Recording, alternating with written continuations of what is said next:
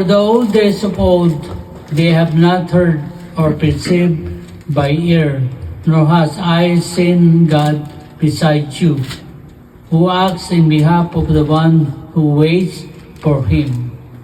God wants to do in your life what your mind has never conceived.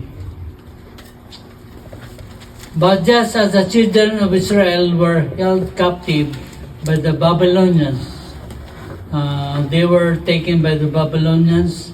Did you know why we have been chosen? Did you know why we have been chosen? To be free.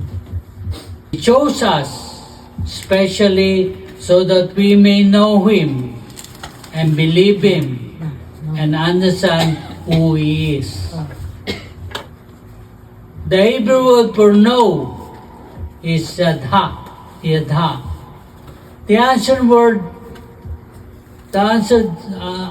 ancient term encompassed a personal level of familiarity and was often used to depict the close relationship between a husband and a wife. One of our chief purposes on this planet is to know God Love God. intimately. Love God. To serve God.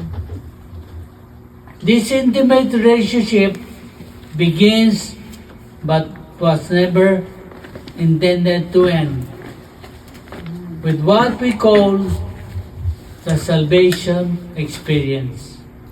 And you may experience salvation in your life.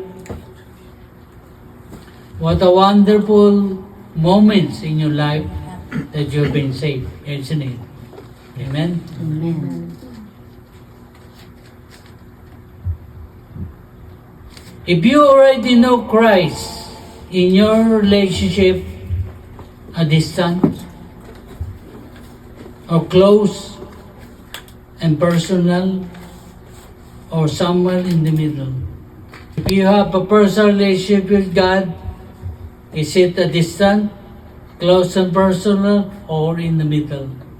God not only desire for us to know Him, He wants us to believe in Him. Believe in Him is not only in our minds, but in our hearts. The Hebrew word for believe is aman. Aman. Which means to be firm, to be enduring, and trusting. Is your relationship with God enduring? Firm, is steadfast, and nobody can take that away from Him, from us. You see, our greatest relationship with God can be compared to a father and son relationship. He is our father, we are His children.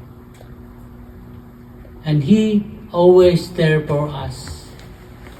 When we are in trouble, He's there. When we are sad there, He is there. When we need help, He is there. When we are happy, of course He is happy. The level of trust we have for God is a monumental issue in the life of every believer. Many aspects in our lives affect our willingness to trust God. A loss or betrayal can deeply mark our level of trust.